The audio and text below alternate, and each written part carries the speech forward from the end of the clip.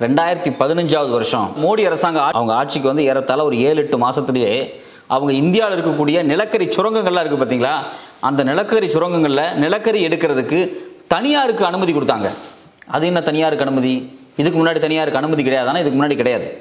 நீங்கள் இந்தியா சுதந்திரம் அடைஞ்ச உடனே இங்கே எல்லாருமே வந்து நிலக்கரி எடுக்கலாம், தனியார் கம்பெனி எடுக்கலாம், அரசு எடுக்கலாங்கிற ஒரு நிலைமை தான் இருந்துச்சு. 1971 புதிய சட்டங்கள் கொண்டு வந்து இந்தியாவில் நிலக்கரியை வந்து அரசு மட்டும்தான் எடுக்கும்னு சொல்லி அதை அரசு நிறுவனமாக மாற்றினாங்க. அதாவது மைனிங், கோல் மைனிங் இருக்குது பார்த்தீங்களா, நிலக்கரி எடுக்கக்கூடிய சுரங்கங்கள், அதை வந்து அரசு மட்டும்தான் நடத்திட்டு இருந்துச்சு. பிஜேபி ஆட்சிக்கு வந்த உடனே ஒரு வருஷம் கூட ஆகலை, அதுக்குள்ள தனியார் நிறுவனங்கள் எல்லாருமே வந்து நிலக்கரியை வந்து எடுத்து விற்பனைக்கு பயன்படுத்தலாம், கமர்ஷியலுக்கு அதாவது லாப நோக்கில் அதை பயன்படுத்தலாம் அப்படிங்கிற ஒரு சட்டத்தை கொண்டு வந்தாங்க. அதுவும் குறிப்பாக பார்த்தீங்கன்னா 2018வது வருஷம் cabinet committee on economic affairs private players வந்து அதாவது தனியார் கம்பெனிகள் வந்து இங்கே வந்து கமர்ஷியலுக்காக நிலக்கரியை வந்து வெட்டி எடுக்கலாம், அதுக்கான எல்லா ஒப்பந்தங்களும் இறுதி செய்யப்படுது அப்படின்னு தனியார் கம்பெனிகளுக்கு வந்து இவங்க கொடுத்தாங்க. நீங்கள் தனியார் கம்பெனின்னு சொல்கிறோம், ஆனால் அதில் ஏறத்தாழ ஒரு 3-4 கம்பெனி தான் இன்றைக்கி வந்து லீடிங்காக இந்தியாவில் இருக்கக்கூடிய கான்ட்ராக்டில் எடுத்திருக்காங்க. அது ரொம்ப முக்கியமான கம்பெனி. அதிகமான டெண்டர்கள் எடுத்த கம்பெனி யாருன்னு ஊருக்கே தெரியும், அதானி, குஜராத் மார்வாடியினுடைய அதானி கம்பெனி தான். இந்த நிலக்கரி இருக்குது பார்த்தீங்களா, இந்த நிலக்கரி தான் இந்தியாவில் வந்து கரண்ட் உற்பத்தி பண்ணக்கூடிய தெர்மல் பவர் பிளான்ட் இருக்கு இல்லையா, இந்த தெர்மல் பவர் பிளான்ட்டுக்கு அதிகமாக சப்ளை ஆகுது. சரி, இந்தியாவில் வந்து நிலக்கரி எடுக்கிற அளவுக்கு நிலக்கரி இருக்கா அப்படின்னு கேட்டால் இந்தியாவில் நிறையாவே நிலக்கரி இருக்குது. உலகத்திலேயே நிலக்கரி அதிகமாக உற்பத்தி பண்ணக்கூடிய நாடு எது அப்படின்னு பார்த்தீங்கன்னா சைனா. சைனாவுக்கு பிறகு இந்தியா தான் 2வது உலகத்திலேயே அதிகமாக நிலக்கரி உற்பத்தி பண்ணக்கூடிய நாடு. ஒரு வருஷத்துக்கு ஏறத்தாழ 716.08 மில்லியன் மெட்ரிக் டன்ஸ் நிலக்கரியை ப்ரொடியூஸ் பண்ணக்கூடிய ஒரு நாடு இந்தியா. சரி, இவ்வளோ ப்ரொடியூஸ் பண்ணுறாங்க, இந்தியாவோட தேவை என்ன? இந்தியாவோட தேவை எவ்வளோ அப்படின்னா, ஒரு ஆண்டுக்கு இந்தியாவில் எவ்வளோ நிலக்கரி வந்து கன்சியூம் பண்ணப்படுது, அதாவது நுகரப்படுது அப்படின்னா 906.08 மெட்ரிக் டன்ஸ். நீங்கள் ஏறத்தாழ பார்த்தீங்க அப்படின்னா இந்த 906.08 மெட்ரிக் டன்ஸ் இருக்குது பார்த்தீங்களா, இதில் 79.0.3%, அதாவது 80% இந்தியாவிலேயே ப்ரொடக்ஷன் பண்ணக்கூடியது. அதாவது இந்தியாவினுடைய ஒட்டுமொத்த நிலக்கரி தேவை இருக்கு இல்லையா, அந்த தேவையில் 80% நம்ம நாட்டிலேயே ப்ரொடியூஸ் பண்ணுறாங்க. நம்மகிட்ட அந்த மைன் இருக்குது. அதனால தான் மோடி அரசாங்கம் வந்த உடனே பார்த்தீங்கன்னா இந்த மைனிங் வந்து பிரைவேட்டுக்கு கொடுத்தாங்க. எப்படியாவது இந்த மைனிங் இண்டஸ்ட்ரி வந்து பிரைவேட் வந்து தனக்கு கட்டுப்பாட்டுக்குள்ளே கொண்டு வரணும், இஷ்டத்துக்கு கமர்ஷியலுக்காக எடுத்து விற்கணும், வெளிநாட்டுக்கு அனுப்பணுங்கிற ஆசை வந்து அவங்களுக்கு ரொம்ப நாளாக இருந்துச்சு. 71க்கு பிறகு இதுக்கு அவங்க ஒரு பெரிய போராட்டத்தை நடத்திட்டு இருந்தாங்க. இப்போ மோடி ஆட்சி வந்த உடனே அதை எடுத்து கொடுத்துட்டாங்க. அதுலேயும் குறிப்பாக குஜராத் மார்வாடிகளில் அந்த அதானின்னு ஒருத்தர் இருக்கார் இல்லையா, அவர் ஒட்டு மொத்தமாக டெண்டரை ஃபுல்லாக அவரோட கட்டுப்பாட்டுக்குள்ளே கொண்டு போயிட்டு இருக்காரு. சரி, அதை விடுங்க. இப்போ நம்ம என்ன சொன்னோம்னா 100% தேவையில் 80% தேவை இந்தியாவிலே இருக்குன்னு சொன்னோம்.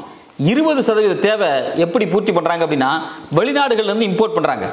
வெளிநாடுலேருந்து ஒரு வருஷத்துக்கு எவ்வளோ இம்போர்ட் பண்ணுறாங்க அப்படின்னா 215.25 மில்லியன் மெட்ரிக் டன்ஸை வந்து போன வருஷம் வந்து வெளிநாட்டிலேருந்து இம்போர்ட் பண்ணியிருக்காங்க. ஒவ்வொரு வருஷம் இந்த இம்போர்ட் வந்து கூடிக்கிட்டே போகும். ஏன்னா இங்கே வந்து நிலக்கரியினுடைய தேவை அதிகரிக்க இங்கே உற்பத்தி அதிகப்படுத்தணும், இல்லை வெளிநாட்டிலேருந்து வாங்கணும். நாம் ஒரு பக்கம் சொன்னோம், இங்கே வந்து பிரைவேட் பிளேயர்ஸ் வந்துட்டாங்க, இங்கே வந்து அதானி மாதிரியான பிரைவேட் கம்பெனி வந்து இங்கே மைனிங்கில் வந்து தன்னுடைய ஆதிக்கத்தை செலுத்த ஆரம்பிச்சிட்டாங்க. அதே போல் இறக்குமதியிலேயே அவங்களோட ஆதிக்கம் கொடிகட்டி பறக்குது. நீங்கள் இந்தியாவில் எடுக்கிற நிலக்கரியை விட வெளிநாடுகளிலிருந்து இறக்குமதி பண்ணக்கூடிய நிலக்கரி இருக்குது பார்த்தீங்களா, அதில் டாடா, ஏசர், அதானி இவங்களுடைய ஆதிக்கம் ரொம்ப ரொம்ப அதிகம். குறிப்பாக சவுத் ஆப்பிரிக்காவாக இருக்கட்டும், ஆஸ்திரேலியாவாக இருக்கட்டும், நிலக்கரி ஒட்டு மொத்தமாக வர்றது எல்லாமே அதானியோட தான். இன்றைக்கி இந்தியாவில் இருக்கக்கூடிய பெரும்பாலான நிறுவனங்கள் வந்து அதானிகிட்ட தான் வாங்க வேண்டிய நிலைமையில் இருக்குது. எந்த நிறுவனம், பிரைவேட் நிறுவனம் மட்டும் கிடையாது, அரசு நிறுவனமே இன்றைக்கி அதானி நம்பி தான் இருக்குது. ஸோ இங்கே இந்தியாவிலையும் நிலக்கரி ப்ரொடியூஸ் பண்ணப்படுறாங்க, வெளிநாட்டிலேருந்து வாங்குறாங்க. இந்த ரெண்டுலேயுமே வந்து இன்றைக்கி வந்து பிரைவேட் வந்து பூந்து விளையாட ஆரம்பிச்சிட்டாங்க. சரி, இந்த நிலக்கரி பிரச்சனைக்கும் கரண்ட் போகிறதுக்கு என்ன தொடர்புன்னு கேட்குறீங்களா? இந்தியாவுடைய ஒட்டு மொத்தமாக கரண்ட் உற்பத்தி பண்ணுறாங்க இல்லையா, அந்த உற்பத்தியில் ஏறத்தாழ 53% இந்த நிலக்கரியை நம்பி தான் இருக்குது. ஒரு வருஷத்தில் இந்தியாவில் தயாரிக்கக்கூடிய மொத்த மின்சாரத்தினுடைய அளவு என்னன்னு பார்த்தீங்க அப்படின்னா 396 ஜிகாவாட். அதில் ஏறத்தாழ 210 ஜிகாவாட் இந்த நிலக்கரியால் தான் உற்பத்தி செய்யப்படுது. ஒட்டுமொத்த உற்பத்தியில் ரொம்ப முக்கியமான பங்கு வந்து நிலக்கரிக்கு இருக்குது. அதனால தான் கரண்ட் போகிறதுக்கு நிலக்கரிக்கு இவ்வளோ தொடர்பு இருக்குது. இந்தியாவில் பார்த்தீங்கன்னா ஏறத்தாழ 173 அனல் மின் நிலையம் இருக்குன்னு நமக்கு தெரியும். இந்த அனல் மின் நிலையத்தில் ஏறத்தாழ 96 அனல் மின் நிலையத்தில் நிலக்கரி தட்டுப்பாடு ஏற்பட்டிருக்கு அப்படின்னு பல அறிக்கைகள் வந்து வெளியே வந்திருக்கு. அதுலேயும் யார் கொடுத்துருக்காங்க இந்த அறிக்கையெல்லாம்னா சென்ட்ரல் கவர்மெண்ட்டில் இருக்கக்கூடிய சென்ட்ரல் ஆத்தரைஸ்டு பாடிஸே சொல்கிறாங்க 96 அனல் மின் நிலையத்தில் வந்து நிலக்கரி தட்டுப்பாடு ஏற்பட்டிருக்கு, அதனால் கரண்ட் உற்பத்தி வந்து பாதிக்கப்பட்டிருக்கு அப்படின்னு வந்து சொல்கிறாங்க. இங்கே இருக்கக்கூடிய 173 நிலையங்களுக்கும் இந்தியாவில் இருக்கக்கூடிய நிலக்கரியே போதுமானா போதாது. இறக்குமதியும் செய்யப்படணும். அதுலேயும் குறிப்பாக பார்த்தீங்கன்னா 11 நிலையங்கள் வந்து முழுக்க முழுக்க வந்து வெளிநாட்டிலேருந்து இறக்குமதி ஆகக்கூடிய நிலக்கரியை நம்பி தான் இருக்குது. ஸோ இந்த நிலக்கரி தட்டுப்பாடு வந்து கரண்ட் கட்டுக்கு ஒரு மிக முக்கியமான காரணமாக இருக்குது. சென்ட்ரல் எலக்ட்ரிசிட்டி அத்தாரிட்டி என்ன சொல்கிறாங்க அப்படின்னா, ஏறத்தாழ 66.32 மில்லியன் டன் வந்து ஸ்டாக் இருக்கணும் நிலக்கரி. ஆனால் இப்போ எங்கள்கிட்ட எவ்வளோ ஸ்டாக் இருக்குது அப்படின்னா 22.26 மில்லியன் டன்ஸ் தான் ஸ்டாக் இருக்குது அப்படின்னு சொல்கிறாங்க. யார் சொல்கிறது? சென்ட்ரல் எலக்ட்ரிசிட்டி அத்தாரிட்டியே சொல்கிறாங்க எங்கள்கிட்ட ஸ்டாக்கு இல்லை அப்படிங்கிறாங்க. அவங்க இந்த தகவலை ஏப்ரல் 17 வந்து பொது வெளியில் வெளியிடுறாங்க. இந்த கடந்த 8 வருஷத்தில் ஏற்படாத ஒரு மிக முக்கியமான தட்டுப்பாடு இது, அதாவது ஸ்டாக் வச்சிருக்க முடியல அப்படிங்கிறாங்க. அவங்க இன்னும் ஒரு கருத்தை சொல்கிறாங்க. அது என்ன அப்படின்னா, யூஸ்வலாக வந்து நிலக்கரி வந்து 24லேருந்து ஒரு 26 நாட்களுக்கு தேவையான நிலக்கரி வந்து ஸ்டாக் வச்சிருக்கணும். ஆனால் இப்போ இருக்கக்கூடிய ஸ்டாக்கு 8 நாளைக்கு மட்டும்தான் பத்தும். 8 நாளைக்கு மேலே ஸ்டாக்கு இல்லை, நிலக்கரி ஸ்டாக் இல்லை அப்படிங்கிறாங்க. அதே மாதிரி all Indian power engineer federation என்ன சொல்கிறாங்க அப்படின்னா, நிலக்கரி தட்டுப்பாடு ராஜஸ்தான், பஞ்சாப், ஹரியானா, யூபியிலலாம் ரொம்ப அதிகமாகிடுச்சு அப்படிங்கிறாங்க. அதுலேயும் குறிப்பாக பார்த்தீங்கன்னா உத்தரப்பிரதேசில் வந்து ஒரு 7 நாளைக்கு தான் ஸ்டாக் இருக்குது, ஹரியானாவில் ஒரு 8 நாளைக்கு தான் ஸ்டாக் இருக்குது, ராஜஸ்தானில் பார்த்தீங்கன்னா ஒரு 17 நாள் தான் ஸ்டாக் இருக்குது அப்படிங்கிறாங்க. இப்படி இந்தியா முழுக்க பல மாநிலத்தில் பார்த்தீங்கன்னா ஸ்டாக் வந்து போதிய அளவு இல்லை. எல்லாமே வந்து 5 நாள், 8 நாள், 10 நாள் அப்படி தான் இருக்குது. யூஸ்வலாக அந்த ஸ்டாக் வந்து 26 நாள் வரைக்கும் வச்சுருக்கணும். 26 நாளைக்கான ஸ்டாக் எப்பவுமே இருக்கணும். ஆனால் இந்த ஸ்டாக்கெல்லாம் இல்லை. இதை சொல்கிறது யாருன்னா சென்ட்ரல் எலக்ட்ரிசிட்டி அத்தாரிட்டியும் ஃபெடரேஷனும் சொல்கிறாங்க. இதனால் எந்தெந்த மாநிலங்கள்லாம் பாதிக்கப்பட போகுது அப்படின்னா, ஆந்திர பிரதேஷ் பாதிக்கும், தமிழ்நாடு, தெலுங்கானா, மத்திய பிரதேஷ், மகாராஷ்டிரா, குஜராத், ஜார்க்கண்ட், சத்தீஸ்கர் இந்த மாநிலங்கள் எல்லாமே ஒரு மிகப்பெரிய கிரைசிஸ் சந்திக்க போகுது. கோல் கிரைசிஸ் சந்திக்க போகுது. இதனால் வந்து எலக்ட்ரிசிட்டி கிரைசிஸ் சந்திக்க போகுது. இந்தியா இருளில் மூழும் அப்படின்னு பல கட்டுரைகள்லாம் வந்து பத்திரிகை எழுதுறாங்க. சரி, இதுக்கு யார் காரணம்? பிஜேபி சொல்லுது இது உக்ரைன் ரஷ்யா போர், இதனால தான் காரணம் அப்படின்னு சில இடத்துல வந்து பிஜேபிக்காரங்க பேசுகிறாங்க. ஆனால் அது உண்மை கிடையாது. உக்ரைன் யுத்தம் ஆரம்பிக்கிறதுக்கு 6 மாதத்துக்கு முன்னாடி, ஏறத்தாழ போன வருஷம் 2021 அக்டோபர்லேயே இதே மாதிரி ஒரு கோல் கிரைசிஸ் வந்துச்சு. அதாவது நிலக்கரி வந்து தட்டுப்பாடு ஏற்பட்டு பவர் கட் ஆச்சு. ஏறத்தாழ அக்டோபர் 2021 பார்த்தீங்கன்னா 6 மாநிலங்களில் வந்து நிலக்கரி தட்டுப்பாடு ஏற்பட்டதுனால மின் தடை வந்து ரொம்ப அதிகமாச்சு. இப்படி மின் தடை அதிகமானோடனே மத்திய அரசாங்கம் என்ன பண்ணுச்சு அப்படின்னா, நாங்கள் புதுசாக நிறைய கான்ட்ராக்டர் கொண்டு வர போகிறோம். அதாவது கோல் இம்போர்ட், நிலக்கரி இறக்குமதி பண்ணுறதுக்காகவும் இல்லை இந்தியாவில் இருக்கக்கூடிய நிலக்கரி வந்து வெட்டி எடுக்கிறதுக்காகவும் புதுசாக நிறைய கான்ட்ராக்ட் கொண்டு வர போகிறோம் அப்படின்னாங்க. அந்த கான்ட்ராக்டில் யாருக்கு பிரயோஜனமாச்சு, அந்த கான்ட்ராக்டில் யாருக்கு லாபம் அடைஞ்சாங்க அப்படின்னா அதானி குரூப். சரி, இந்த 2021 கிரைசிஸ் வந்துச்சுன்னு சொன்னோம் இல்லையா? இந்த 2021 கிரைசிஸ்க்கு ஒரு முக்கியமான காரணம் என்ன சொன்னாங்க அப்படின்னா, வெளிநாட்டிலேருந்து இறக்குமதியான நிலக்கரி இருக்குது பார்த்தீங்களா, அந்த நிலக்கரி வந்து விலை கூடிருச்சு. அதுதான் முக்கியமான பிரச்சனை அப்படின்னாங்க. எப்போது? ரஷ்யா உக்ரைன் யுத்தம் ஆரம்பிக்கிறதுக்கு முன்னாடியே. அப்படி வெளிநாட்டிலேருந்து அதிக விலை கொடுத்து இறக்குமதி செய்யப்பட்ட ஆட்கள் யார் தெரியுங்களா? அதானியும் டாட்டாவும் ஏசரும் தான். அதுலேயும் குறிப்பாக அதானி அவங்க வந்து ஏறத்தாழ 45% அதிகமாக விலை கோட் பண்ணி வெளிநாடுகள்லேருந்து போன வருஷம் வந்து இறக்குமதி பண்ணாங்க. போன வருஷம் கோல் தட்டுப்பாட்டில் நடந்த சில சிக்கலான காரணங்களுக்கு அதானி குரூப் வந்து பிரைஸ் அதிகமாக வச்சு இறக்குமதி பண்ணதான் காரணம் அப்படின்னு ஒரு சில எக்ஸ்பர்ட் சொல்கிறாங்க. இப்படி போன வருஷம் நிலக்கரி தட்டுப்பாடு ஏற்பட்ட உடனே, கரண்ட் பிரச்சனை வந்த உடனே பல கான்ட்ராக்டில் கொடுக்கப்பட்டுச்சு. அந்த கான்ட்ராக்டர் இந்தியாவில் எடுத்தது வந்து அதானி தான். அதானி வந்து உடனே சைன் ஆச்சு. போன வருஷம் வந்து இந்த பிரச்சனை வந்தோடனே அதானிக்கு வந்து 1 மில்லியன் டன் நிலக்கரியை வந்து இறக்குமதி செய்யறதுக்கு அதானிக்கு வந்து ஒப்பந்தங்கள் வந்து கைமாற்றப்பட்டுச்சு. அந்த ஒப்பந்தங்களாக கைமாற்றப்பட்ட பிறகும் இப்போ இந்த பிரச்சனை வந்திருக்கு. இப்போ இந்த வருஷம் ஏப்ரல் மாதம் வந்து நிலக்கரிக்கு வந்து எவ்வளோ தட்டுப்பாடு வந்திருக்கு. இதுக்கு யார் காரணம் அப்படின்னு மத்திய அரசு ஒரு விளக்கம் கொடுக்கணுமா இல்லையா? அதுக்கு மத்திய அரசாங்கம் என்ன சொல்லுது அப்படின்னா, மின்துறை, நிலக்கரித்துறை, ரயில்வே இதுக்குள்ள ஒரு கோஆர்டினேஷன் இல்லை. சில நேரத்தில் வந்து நிலக்கரி இம்போர்ட் ஆக மாட்டேங்குது, நிலக்கரி சரிவர வந்து மின்துறை கிடைக்க மாட்டேங்குதுன்னு யார் சொல்கிறா? மின்துறை அமைச்சர் சொல்கிறார். நிலக்கரித்துறை அமைச்சர் என்ன சொல்கிறாரு? இல்லை நாங்கள் வந்து உற்பத்தி பண்ணுறோம், ஆனால் போதிய ரயில்வே ரேக்ஸ் இல்லை. ரயில்வே ரேக்ஸ் இருந்தால் ஷிஃப்டிங்கு, லாஜிஸ்டிக்ஸு கரெக்டாக இருக்கும். இதை வந்து நாங்கள் எவ்வளோ உற்பத்தி பண்ணாலும் எடுத்துகிட்டு போக முடியல அப்படின்னு சொல்கிறாங்க. ஆனால் அதை நீங்கள் ஒட்டு மொத்தமாக கம்பேர் பண்ணி பார்த்தீங்க அப்படின்னா, மத்தியில் இருக்கக்கூடிய மின்துறை, நிலக்கரித்துறை, ரயில்வே இந்த 3 பேர்த்துக்குள்ளேயும் நிலக்கரியை வந்து இந்தியா முழுக்க கொண்டு சேர்க்கறதுக்கான போதிய கோஆர்டினேஷன் இல்லாத ஃபெயிலியர் தான் காரணம். இந்த 3 துறைக்கு இடையில வந்து ஒரு கோஆர்டினேஷன் இல்லை. அதனால தான் நிலக்கரி வந்து போய் சேரல, மின் உற்பத்தி பண்ணப்படலை அப்படிங்கிறத வந்து ஹிந்து பத்திரிகை எழுதியிருக்காங்க. இது மட்டும் இல்லாமல் மத்திய அரசாங்கத்தில் என்ன சொல்கிறாங்க அப்படின்னா, மழை பெஞ்சுது அதனால் வந்து நிலக்கரி எடுக்க முடியல, நிலக்கரி எடுக்கிறதுக்கு ரொம்ப தடையாக இருக்குது அப்படின்லாம் சொல்கிறாங்க. இது மட்டும் இல்லை, 2021 வருஷம் நிலக்கரி இறக்குமதியே குறைவாக தான் வந்திருக்கு.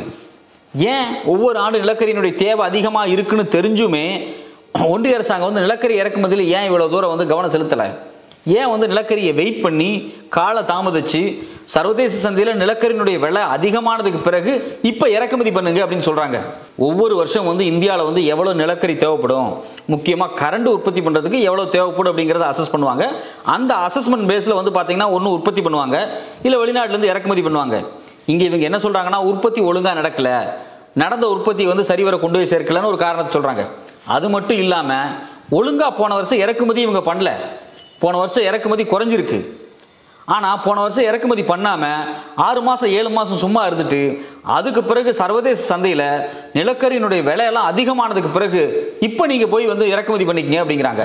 இந்த மாதம் ஆரம்பத்தில் பிஜேபி அரசாங்கம் ஒரு கூட்டத்தை போட்டு அந்த மத்திய மின்துறை அமைச்சர் இருக்கார் இல்லையா, ஆர்கே சிங்கு, அவர் அந்த கூட்டத்தில் என்ன சொல்கிறார் அப்படின்னா, நீங்கள் அதிக விலை கொடுத்து நிலக்கரி வாங்கிக்கிங்க, அதில் கரண்ட்டை தயாரிச்சுக்குங்க, அதிக விலை கொடுத்து மக்கள்கிட்ட வாங்கிக்கிங்க, அதாவது நுகர்வோர்கிட்ட அதிகமாக காசு வாங்கிக்கிங்க அப்படின்னு சொல்கிறாங்க. இது என்ன பெரிய கூத்தா இருக்குது? நீங்கள் ப்ரொடக்ஷனும் ஒழுங்காக பண்ணலை, வெளிநாட்டிலேருந்து இறக்குமதியும் ப்ராப்பராக செய்யலை, ஸ்டாக்கையும் ஒழுங்காக மெயின்டைன் பண்ணல, சர்வதேச சந்தையில் நிலக்கரியோட விலை கூடின உடனே அந்த விலை கொடுத்து வாங்கிக்கிங்க, மக்கள்கிட்ட வந்து கரண்ட் பில்லு எக்ஸ்ட்ரா போட்டு காசு வாங்கிக்கிங்க அப்படின்னு சொல்கிறது நியாயமா? அதுவும் குறிப்பாக யாராட்டிருந்து இறக்குமதி பண்ண சொல்கிறாங்க தெரியுங்களா? அதோ அந்த குஜராத் மார்வாடி ஒருத்தர் இருக்காரு அதானி, அவர்கிட்ட, டாட்டா, ஏசர், இவங்கள்ட்ட இருந்து நீங்கள் வந்து இறக்குமதி பண்ணிக்கங்க அப்படிங்கிறாங்க. இங்கே நிலக்கரி மட்டும் அவங்கள்ட்ட இருந்து வாங்குறது இல்லை, இந்த அதானி குரூப்பாக இருக்கட்டும், இந்த ஏசர் குரூப்பாக இருக்கட்டும், அவங்க இங்கே கரண்ட்டும் தயாரிக்கிறாங்க இந்தியாவில், அவங்கள்ட்ட இருந்து அரசு கரண்ட் வாங்குது, அதையும் அதிக காசு கொடுத்து வாங்கிக்கிங்க அப்படின்னு யார் சொல்கிறா? மத்திய அரசாங்கம் சொல்லுது.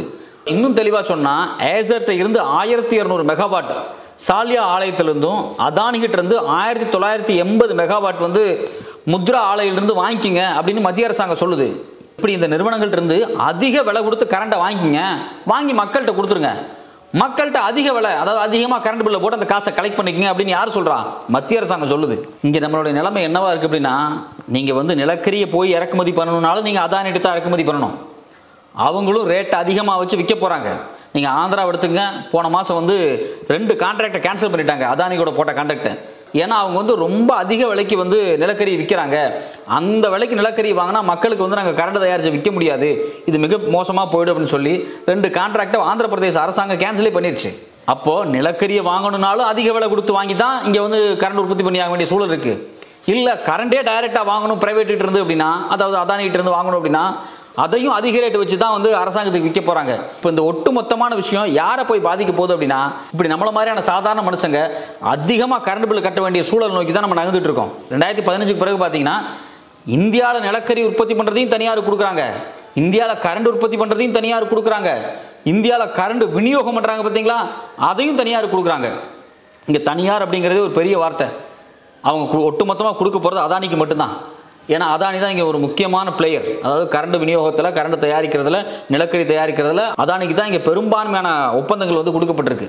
இது இந்தியாவில் மட்டும் கிடையாது, ஆஸ்திரேலியாவில், சவுத் ஆப்பிரிக்காலன்னு சொல்லி பெரிய பெரிய ஒப்பந்தங்கள் வந்து அதானிக்கு வந்து நிலக்கரி ஒப்பந்தங்கள் கொடுக்கப்பட்டிருக்கு. அவர் என்ன பண்ணுறாரு, வெளிநாட்டிலேருந்து நிலக்கரியை எடுத்து அவரோட சொந்த கப்பலில் இந்தியாவுக்கு கொண்டு வர்றாரு. ஹார்பர் யாருது? அவரோட சொந்த ஹார்பர். இங்கே நிலக்கரியை வந்து கரண்டாக மாற்றக்கூடிய அனல் மின் நிலையம் யாருது? அதுவும் அதானிது. அந்த கரண்டை மக்களுக்கு, நிறுவனங்களுக்கு சப்ளை பண்ணக்கூடிய டிஸ்ட்ரிபியூஷன் சிஸ்டம் யாராக போகுது? அதுவும் அதானிது. இப்படி ஒட்டுமொத்தமாக ஒரு பிரைவேட் பிளேயர்ஸ் வந்து நிலக்கரி இறக்குமதியிலிருந்து, நிலக்கரி உற்பத்தியாயிருந்து, கரண்ட் உற்பத்தி பண்ணுறது உள்ளே வர்றதுனோட காரணம் தான் நிலக்கரியில் வந்து ஒரு தட்டுப்பாடு ஏற்படுற மாதிரியான சூழலை உருவாக்கி அதனூடாக எல்லா பொருட்களுடைய விலையை ஏற்றி மக்கள் இருந்து அதை வசூலிக்கிறதுக்கான வேலை தான் இங்கே நடந்துட்டு இருக்கு. இவங்க 2015 நிலக்கரி துறையை தனியாருக்கு கொடுத்தாங்க. அப்படி கொடுக்கும்போது என்ன சொன்னாங்க, ஒட்டு மொத்தமாக என்ன 5 வருஷம் 10 வருஷத்துக்குள்ள இந்தியா வந்து நிலக்கரி உற்பத்தியில் வந்து செல்ஃப் சஃபிஷியன்ட் ஆயிரும், நம்ம வந்து யாரையும் நம்பி இருக்க வேண்டியது கிடையாது, நம்மளே எல்லாத்தையும் உற்பத்தி பண்ணிக்கலாம், தேவையான கரண்ட்டையும் உற்பத்தி பண்ணிக்கலாம் அப்படின்னு சொன்னாங்க. ஆனால் இன்னைக்கு என்ன நிலைமையா இருக்கு, சர்வதேச சந்தையில் அதிக விலை கொடுத்து வாங்க வேண்டிய ஒரு சூழலை தான் இவங்க ஏற்படுத்தியிருக்காங்க. அதே மாதிரி உள்நாட்டு சந்தையிலையும் அதிக விலை கொடுத்து வாங்க வேண்டிய சூழலை தான் ஏற்படுத்தியிருக்காங்க. அது நிலக்கரியாக இருக்கட்டும், கரண்டாக இருக்கட்டும், இது எல்லாமே யார் தலையில் வந்து விடிய போகுது? சாதாரண பொதுமக்கள் தலையில் தான் வந்து விடிய போகுது. இப்படி ஒட்டுமொத்தமாக இந்தியா முழுக்க எல்லா மாநிலத்து மேலேயும் ஒரு மிகப்பெரிய சுமையை தான் இந்த பிஜேபியும் மோடி அரசாங்கம் ஏற்படுத்தி வச்சிருக்கு. மக்களுக்காக குரல் கொடுக்குற சுதந்திர ஊடகமான மெட்ராஸ் ரிவ்யூ ஆதரிக்க சப்ஸ்கிரைப் பண்ணுங்கள், ஷேர் பண்ணுங்கள். இது வரைக்கும் பெல் பட்டனை கிளிக் பண்ணாதவங்க கிளிக் பண்ணிடுங்க.